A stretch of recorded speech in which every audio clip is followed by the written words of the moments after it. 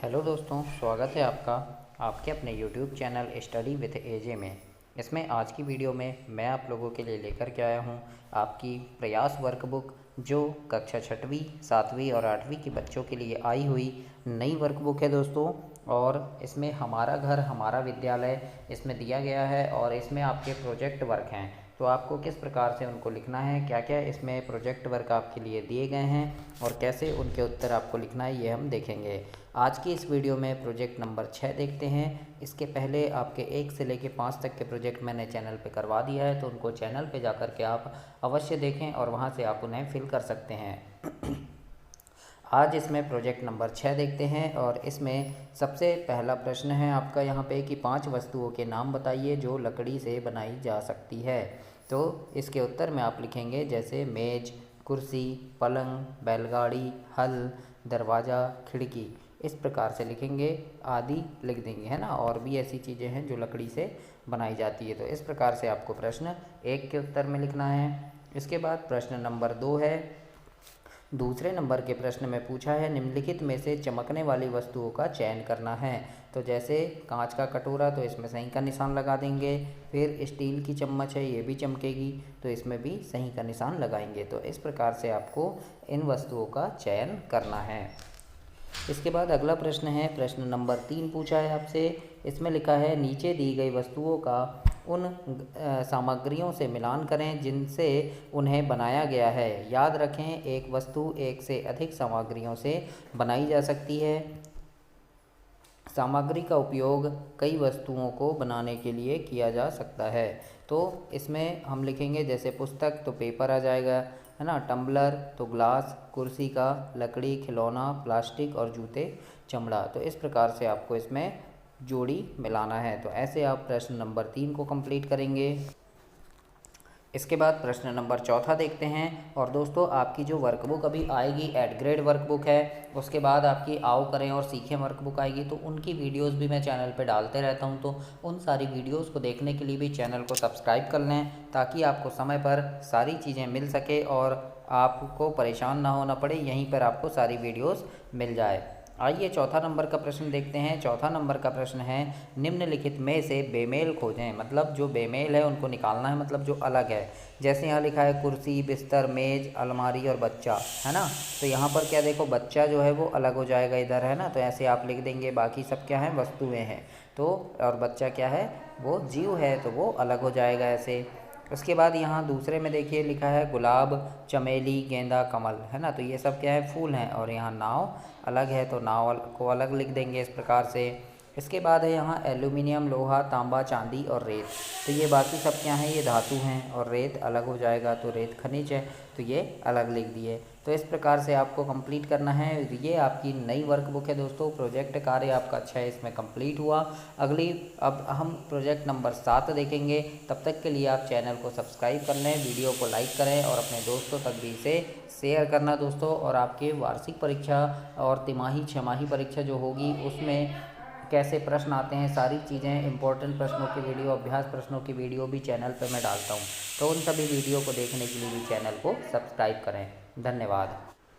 Hello दोस्तों, स्वागत है आपका आपके अपने यूट्यूब चैनल स्टडी विथ एजे में। इसमें आज की वीडियो में मैं आप लोगों के लिए लेकर के आया हूँ आपकी प्रयास वर्कबुक, जो अभी नई वर्कबुक आई है आपकी कक्षा छठवीं, सातवीं और आठवीं के बच्चों के लिए है, हमारा घर हमारा विद्यालय। तो इस वर्कबुक में किस प्रकार से प्रश्न दिए गए हैं, उनके उत्तर आपको क्या क्या लिखने हैं, कैसे प्रश्न इसमें पूछे गए हैं, उन सारी चीज़ों को आज की इस वीडियो में हम देखेंगे। और दोस्तों, आपका प्रोजेक्ट नंबर 1 से लेके प्रोजेक्ट नंबर 6 तक के वीडियो मैंने चैनल पे डाला है। ये 7वां प्रोजेक्ट है ना, प्रोजेक्ट नंबर 7 है। तो इसको भी आप देखें किस प्रकार से आपको इसे हल करना है, क्या क्या चीज़ें इसमें आपको पूछी गई है, कैसे उनके उत्तर आपको लिखने हैं। तो आइए देखते हैं प्रोजेक्ट नंबर 7 आपका, जिसमें पहले नंबर पे आपको पूछा है कि चित्र में पत्तों की सहायता से आकृति तैयार की गई है। क्या आप भी अपने आसपास पत्तों की सहायता से ऐसी ही आकृति बना सकते हैं? कोशिश कीजिए। तो देखिए, पत्तों से यहाँ पर गणेश जी की आकृति बनी है, फिर ये मछली की आकृति बनी है। तो ऐसे ही पत्तों से आपको भी आकृति बनानी है। तो सबसे पहले आपको यहाँ पूछा है कि आपने किस किस की आकृति बनाई है उसके बारे में लिखिए। तो जैसे आप यहाँ लिख सकते हैं कि मैंने चिड़िया, बतख, खरगोश और डॉल की आकृति पत्तों से बनाई है, इस प्रकार से लिख देना। और भी आपने हाथी, बैल, गाय ऐसे बनाया होगा तो उनके भी नाम आप यहाँ लिख सकते हैं। तो ऐसे आपको प्रश्न 1 में लिखना है।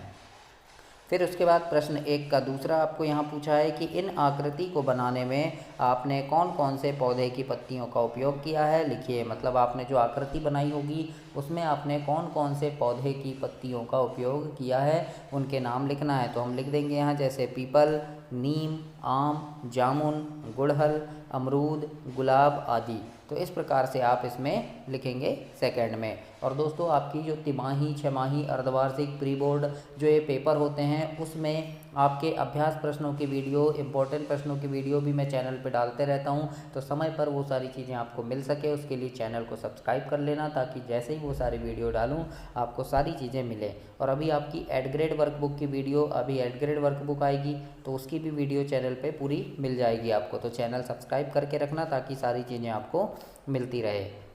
तीसरा प्रश्न है इसमें कि पेड़ पर्यावरण को किस प्रकार शुद्ध रखते हैं, खोजो और लिखो। तो इसके उत्तर में हम लिख सकते हैं कि पेड़ पर्यावरण के लिए फेफड़ों का काम करते हैं। ये ऑक्सीजन छोड़ते हैं और कार्बन डाइऑक्साइड छोड़कर हवा को शुद्ध बनाते हैं। पौधे की पत्तियां भी सल्फर डाइऑक्साइड और नाइट्रोजन जैसे खतरनाक तत्व अपने में समा लेती है और हवा को साफ बनाती है, जिससे वातावरण शुद्ध होता है।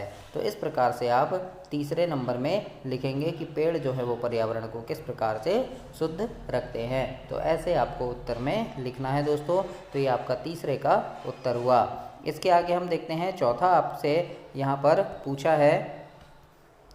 चौथे में पूछा है कि आपके आसपास पाए जाने वाले पौधों की निम्नलिखित जानकारी सारणी में लिखना है। तो जानकारी में क्या लिखना है, जैसे औषधि में उपयोग आने वाले पौधे, फिर छायादार पौधे, फिर जंगली पौधे और सजावट वाले पौधे। तो औषधि में उपयोग आने वाले पौधों के नाम में हम लिख देंगे जैसे तुलसी हो गया, है ना। छायादार पौधे में नीम और पीपल लिख देंगे। जंगली पौधे में हर्रा लिख देंगे। सजावट वाले पौधे गुलाब लिख देंगे, है ना। इसी प्रकार से और तो यहाँ पर देखिए क्या है, औषधि में काम आने वाले, है ना। तो पहले औषधि वाले लिख लेते हैं। औषधि यानी दवाई के रूप में कौन से काम आते हैं, तो हमने यहाँ सबसे पहले तुलसी लिख लिया। तुलसी के बाद आप लिख देंगे जैसे औषधि में नीम भी आता है तो नीम लिख देंगे। फिर सर्पगंधा लिख देंगे, फिर आंवला लिख देंगे और उसके बाद हल्दी भी औषधि वाला पौधा है तो हल्दी लिख देंगे। तो इस प्रकार से आप इसमें औषधि वाले पौधों में लिखेंगे। इसके बाद हम देखते हैं, पूछा है छायादार पौधे, है ना। छायादार मतलब जो जिनकी घनी छाया होती है, गर्मियों में हम आराम कर सकते हैं। तो ऐसे क्या है, नीम है, पीपल है, इनकी छायादार होती है ना, मतलब छायादार पेड़ है ये। फिर आम का पेड़ भी है, फिर बरगद का पेड़ भी है और शाह बबूल का पेड़ भी है छायादार। तो इस प्रकार से लिखना है आपको। इसके बाद हम देखते हैं जंगली पौधे पूछा है। तो जंगली पौधे में आ जाएगा दोस्तों हर्रा, है ना। हर्रा का एक पेड़ होता है पौधा, वो जंगली पौधा है। फिर शीशम आ जाएगा, बांस का पौधा आ जाएगा। फिर सागौन भी जंगली पौधा है और साल, है ना। तो इस प्रकार से ये पौधे क्या होंगे, जंगली पौधे में आप नाम लिखेंगे। इसके बाद गुलाब, तो ये सजावट वाले पौधे में आ जाएगा, है ना। क्या आ जाएगा सजावट वाले पौधे में, गुलाब आ जाएगा दोस्तों। तो गुलाब लिख दिए हमने सजावट वाले पौधे में। फिर और क्या है जिनसे हम घर को सजाते हैं, तो मनी प्लांट हो गया, समी का प्लांट हो गया, हर सिंगार हो गया, है ना। हर सिंगार जो है वो घर में सजाने के लिए काम आता है। फिर क्रसूला का पौधा हो गया। तो इस प्रकार से आप यहाँ पे ये नामों को लिखेंगे दोस्तों। तो ऐसे आपका ये चौथा कंप्लीट हुआ, है ना। इसके बाद हम देखते हैं पांचवा पूछा है आपसे यहाँ पे कि उसने इनसे वह वो जैसे शब्द सर्वनाम है ना। यहाँ शब्द क्या क्या लिखे हैं, जैसे उसने, इनसे, वह, वो, ये शब्द लिखे हैं, ये क्या है, सर्वनाम है। तो गतिविधि को लिखना है जिनमें ये शब्द आएंगे, है ना। तो हम यहाँ लिख देंगे जैसे वह घर जा रहा था, वो अपनी साइकिल से गया और उसने लाल शर्ट पहनी थी, इसने उसका घर देखा है। इस प्रकार से हम लिख देंगे। तो यहाँ देखो वह शब्द आ गया, है ना, वो शब्द आ गया, उसने आ गया, इसने आ गया, है ना। तो इस प्रकार से ये क्या है, सर्वनाम शब्द है जो वाक्य में आए हैं। तो इस प्रकार से आपको चौथा नंबर में लिखना है दोस्तों। तो ऐसे आप इसे कंप्लीट करेंगे। ये आपका प्रोजेक्ट नंबर 7 कंप्लीट हुआ। अब हम प्रोजेक्ट नंबर 8 देखेंगे दोस्तों। और चैनल को सब्सक्राइब ज़रूर करना, वीडियो को लाइक ज़रूर करना, अपने दोस्तों तक इसे शेयर भी करना। आपको ऐसी ही काफ़ी सारी जानकारियाँ इस चैनल पर मिलती रहेंगी आपके विषय से संबंधित, इसलिए सब्सक्राइब करके रखिएगा चैनल को। हेलो दोस्तों, स्वागत है आपका आपके अपने यूट्यूब चैनल स्टडी विथ एजे में। इसमें आज की वीडियो में मैं आपके लिए लेकर के आया हूँ आपकी प्रयास वर्कबुक, जो कक्षा 6वीं 7वीं और 8वीं के बच्चों के लिए आई हुई नई वर्कबुक है अभी इस साल की। तो इसमें किस प्रकार के प्रश्न हैं, क्या क्या इनके उत्तर आपको लिखने हैं, वो सारी चीज़ें आज की इस वीडियो में हम देखेंगे। हमारा घर हमारा विद्यालय। और आज इस वीडियो में हम देखेंगे दोस्तों प्रोजेक्ट नंबर 8 आपका। और प्रोजेक्ट नंबर 8 में आपको क्या क्या करना है और इसमें अंग्रेजी में आपको लिखना है, इंग्लिश में किस प्रकार से आपको लिखना है, इनके उत्तर क्या होंगे, सारी चीज़ें हम आज की इस वीडियो में देखेंगे। तो प्रश्न नंबर पहला दिया है दोस्तों प्रोजेक्ट नंबर 8 में आपका कि here is a list of does do and don't, है ना। मतलब कि नीचे दी गई करने योग्य व न करने योग्य बातों के लिए जो स्थान दिया है वहाँ हमें इसे लिखना है। मतलब इसमें करने योग्य बातें और ना करने योग्य बातें दी गई है, क्या क्या चीज़ें हमें करना चाहिए और क्या क्या हमें नहीं करना चाहिए। तो यहाँ 1 से लेकर 10 तक दिया है। तो यहाँ पर जो करना चाहिए उसे हमें यहाँ लिखना है, और जो हमें नहीं करना है ना, वो यहाँ हमें लिखना है ना, डोंट्स में, है ना। डज और डोंट्स यहाँ दिया है, तो डज में हमें जो करना चाहिए वो लिखना है, और डोंट्स में जो हमें नहीं करना चाहिए वो लिखना है। तो आइए देखते हैं 1 से लेके पूरा 10 तक के जो है हम पढ़ेंगे। सबसे पहले यहाँ 1 नंबर में लिखा है brush your teeth twice a day, है ना। मतलब हमें दिन में 2 बार ब्रश करना चाहिए। तो ये क्या है, सही बात है ना, करना चाहिए। तो मैं यहाँ अभी आपको पूरा बता दे रहा हूँ कौन कौन सा लिखना है ना। तो ये क्या है, एकदम सही हो जाएगा हमारा। फिर बाइट नेल्स, मतलब दांतों से नाखून काटना चाहिए, तो नहीं, तो ये गलत हो जाएगा, है ना। फिर टेक बाथ एवरीडे लिखा है, मतलब हमें प्रतिदिन नहाना चाहिए, तो ये भी सही हो जाएगा तीसरा। फिर लिखा है दोस्तों wash your hand before and after meals, मतलब हमें खाने के पहले एवं खाने के बाद हाथ धोना चाहिए, तो ये भी सही है। Keep food and water uncovered, मतलब हमें बिना ढका हुआ खाना और पानी पीना चाहिए, तो नहीं, है ना। तो ये क्या हो जाएगा, गलत हो जाएगा। फिर लिखा है स्पिट हियर एंड देयर, मतलब हमें यहाँ वहाँ थूकना चाहिए, तो ये भी गलत बात है, नहीं थूकना चाहिए। फिर है थ्रो वेस्ट पेपर एनीवेयर, मतलब हमें जो ख़राब पेपर है वो कहीं भी फेंकना चाहिए, तो नहीं फेंकना चाहिए, है ना। फिर put your finger in drinking water, मतलब पानी में उंगलियां डुबाना चाहिए, तो ये भी नहीं। फिर have cut nails and air, मतलब हमें अपने नाखून और बाल कट करने चाहिए, तो सही बात है। फिर क्लीन रूम एवरीडे, मतलब हमें प्रतिदिन कमरा साफ़ करना चाहिए, तो ये भी सही है। तो जो सही है उन्हें डज में लिखना है, और जो गलत है उन्हें डोंट्स में।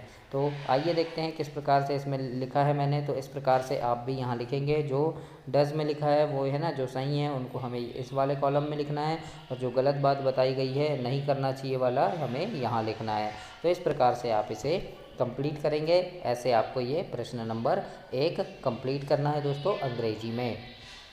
इसके बाद प्रोजेक्ट नंबर 8 में आपका प्रश्न नंबर 2 दिया है, जिनमें लिखा है किन्हीं 4 महापुरुषों के चित्र चिपकाएं और उनके बारे में प्रत्येक पंक्तियां लिखें। तो यहाँ पर आप कहीं से कोई पेपर से चित्र कट करके चिपका सकते हैं इस प्रकार से, जैसे मैंने यहाँ लगाया है, और उनके बारे में आप 2 वाक्य ऐसे लिखेंगे, या फिर आप यहाँ चित्र बना भी सकते हैं, अगर नहीं मिल रहा है तो पेंसिल से बना सकते हैं दोस्तों, है ना। और इस प्रकार से आप इसे लिखेंगे।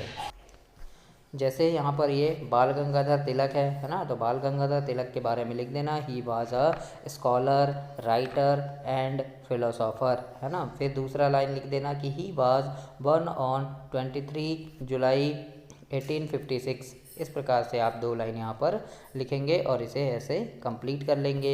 और दोस्तों चैनल सब्सक्राइब करना, क्योंकि अभी आपकी आने वाली वर्कबुक जो है वो अभी आपको एड ग्रेड वर्कबुक मिलेगी, तो उसमें किस प्रकार के प्रश्न हैं उनके सभी प्रश्नों के उत्तर पूरी वर्कबुक के आंसर चैनल पे मैं डालते रहता हूँ, तो वो आपको समय पर मिल सके इसके लिए चैनल को सब्सक्राइब करना, और सारी चीज़ें आपको मिलेगी चैनल पे, इसलिए सब्सक्राइब करके रखिएगा, बेल आइकन प्रेस कर लेना, जो भी चीज़ें डालूंगा वो आपको समय पर मिलेगी।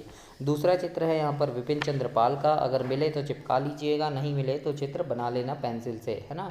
और इनके बारे में लिख देना कि he was an Indian freedom fighter, मतलब ये एक स्वतंत्रता सेनानी थे। और दूसरा लिख देंगे कि ही वाज बॉर्न ऑन 7 नवंबर 1858, है ना, मतलब इनका जन्म 7 नवंबर 1858 को हुआ था। इस प्रकार से लिख देंगे। तीसरा है यहाँ पर गांधी जी, तो लिख देना महात्मा गांधी। इनके बारे में पहला लिख देना कि his full name was Mohandas Karamchand Gandhi, मतलब इनका पूरा नाम मोहनदास करमचंद गांधी था। दूसरा लिख देना he was born on 2 October 1869 at Porbandar, मतलब पोरबंदर गुजरात में इनका जन्म हुआ था। इस प्रकार से आपको इनके बारे में लिख देना है। इसके बाद अगला है यहाँ पे लाला लाजपत राय, तो लाला लाजपत राय के बारे में लिख देंगे कि ही वाज बर्न ऑन 28 जनवरी 1865, है ना, इस प्रकार से। और दूसरा लिख देंगे दे कैंटेड साइमन गो बैक, मतलब साइमन वापस जाओ का नारा इन्होंने दिया था। इस प्रकार से आपको लिखना है। तो ये आपका अंग्रेजी का कंप्लीट हुआ प्रोजेक्ट नंबर 8। अब हम प्रोजेक्ट नंबर 9 देखेंगे दोस्तों, और चैनल सब्सक्राइब करके रखिएगा, सारी चीज़ें इस चैनल पे आपको मिलेगी। आपके अर्धवार्षिक, वार्षिक, तिमाही पेपर, जो पेपर होते हैं उनके अभ्यास प्रश्न, महत्वपूर्ण प्रश्न, उनके पेपर, सारी चीज़ें चैनल पे मिलती है। तो आपको चैनल सब्सक्राइब करके रखना है, ताकि जब भी जो वीडियो मैं चैनल पर डालूँगा आपको सारी चीज़ें इसमें मिलेगी। हेलो दोस्तों, स्वागत है आपका आपके अपने यूट्यूब चैनल स्टडी विथ एजे में। इसमें आज की वीडियो में मैं आप लोगों के लिए लेकर के आया हूं आपकी प्रयास वर्कबुक, जो कक्षा 6वीं से 8वीं के बच्चों के लिए आई हुई नई वर्कबुक है अभी। और इसमें हम दोस्तों देखेंगे हमारा घर हमारा विद्यालय में जो आपके प्रोजेक्ट कार्य दिए हैं उनको किस प्रकार से करना है प्रयास वर्कबुक में, वो सारी चीज़ें इसमें जानेंगे। और आज इसमें हम देखते हैं दोस्तों आपका प्रोजेक्ट नंबर 9 में देखेंगे किस प्रकार से आपको लिखना है, जो आपका संस्कृत में दिया गया है, यानी संस्कृत में आपको इसमें प्रश्न के उत्तर लिखने हैं। प्रोजेक्ट कार्य आपका 9 है, और इसके पहले 8 तक के प्रोजेक्ट मैंने करवा दिया है, तो वो उनको भी आप देखें और चैनल सब्सक्राइब करके देखें और लिखें। वहाँ से आप लिख सकते हैं, समझ सकते हैं किस प्रकार से आपको दिया गया है। पहला नंबर का प्रश्न है यहाँ पे कि स्वपरिवारस्य वरिष्ठजनानां सृष्ट्वा भारतीय मासानां नामानि वासराणां नामानि तिथीनां नामानि लिखत, मतलब अपने परिवार के वरिष्ठ जनों से पूछकर भारतीय महीने, वार एवं तिथियों के नाम आपको लिखने हैं। तो यहाँ पर अ नंबर में दिया है आपको कि मासानां नामानि, मतलब कि महीनों के नाम लिखना है, जैसे चैत्र मास, है ना। तो इस प्रकार से हम लिखेंगे।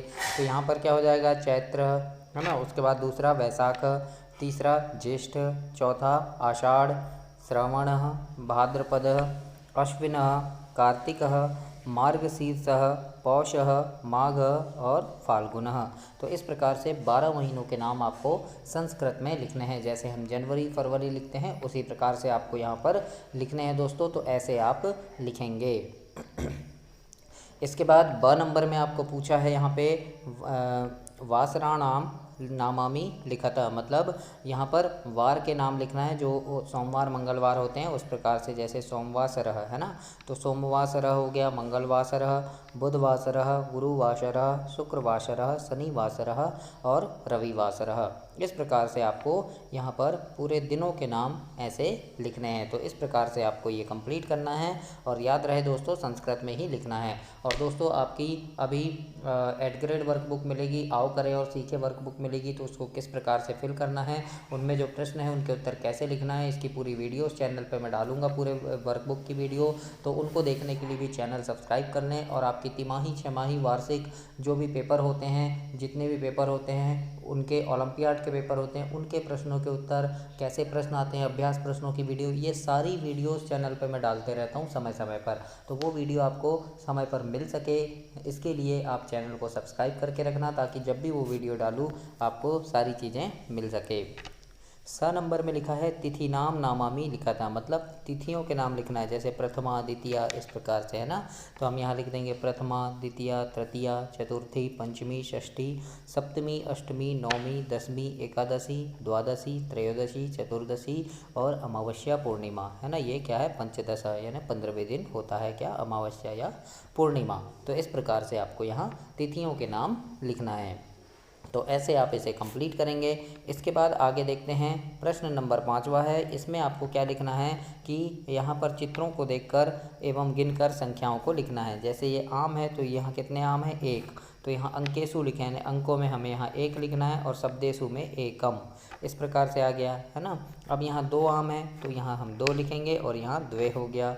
यहाँ 3 है तो यहाँ 3 हो गया और यहाँ त्रीणी हो गया, है ना। इस प्रकार से ये 4 है तो यहाँ चत्वारी हो गया और यहाँ 4 लिख देंगे हम। फिर इसी प्रकार से यहाँ 5 आम है तो यहाँ 5 लिख दिए और यहाँ पंच लिख दिए। उसी प्रकार से यहाँ 6 लिखेंगे, यहाँ 6 लिखेंगे, यहाँ 7 लिखेंगे, यहाँ सप्त लिखेंगे, यहाँ 8 लिखेंगे, यहाँ अष्ट लिखेंगे। इसी प्रकार से 9 आम है तो 9 लिख दिए और यहाँ 9 लिखेंगे। फिर 10 है तो 10 लिख दिए और 10 लिखेंगे, है ना। इस प्रकार से आपको ये कंप्लीट करना है। तो आपका ये प्रोजेक्ट नंबर 9 कंप्लीट हुआ। अब हम प्रोजेक्ट नंबर 10 देखेंगे दोस्तों। चैनल को सब्सक्राइब जरूर करना, वीडियो को लाइक करना और अपने दोस्तों तक भी शेयर कीजिएगा। हेलो दोस्तों, स्वागत है आपका आपके अपने YouTube चैनल स्टडी विथ एजे में। इसमें आज की वीडियो में मैं आप लोगों के लिए लेकर के आया हूं प्रयास वर्कबुक। आपकी कक्षा 6वीं 7वीं और 8वीं के बच्चों के लिए आई हुई नई वर्कबुक है ये। और इसमें किस प्रकार से प्रोजेक्ट दिए गए हैं, उनके उत्तर कैसे लिखने हैं, क्या क्या चीज़ें आपको इसमें लिखनी है, सारी चीज़ें आज की इस वीडियो में मैं आपके लिए लेकर के आया हूँ। तो और दोस्तों, प्रोजेक्ट नंबर 9 तक मैंने इसमें करवा दिया है आपको। आज इसमें हम प्रोजेक्ट नंबर 10 देखेंगे और प्रोजेक्ट नंबर 10 में जो भी प्रश्न हैं उनको किस प्रकार से लिखना है, उनके उत्तर क्या क्या होंगे, ये सारी चीज़ें आज की इस वीडियो में हम देखेंगे दोस्तों। तो आइए देखते हैं, यहाँ पर आपके लिए दिया गया है प्रश्न नंबर 1। तो प्रश्न नंबर पहले में लिखा है कि किन्हीं 3 भारतीय गणितज्ञों के संबंध में जानकारी एकत्रित कीजिए एवं तालिका को पूर्ण कीजिए। मतलब जो भारतीय गणितज्ञ हैं उनके बारे में लिखना है। तो सबसे पहले यहाँ गणितज्ञ का नाम लिखेंगे, फिर जन्म स्थान लिखेंगे, फिर गणित में क्या योगदान है उनके वो लिखेंगे। तो सबसे पहले हमने लिख दिया जैसे श्रीनिवास रामानुजन, है ना। गणितज्ञ का नाम है श्रीनिवास रामानुजन लिख दिया।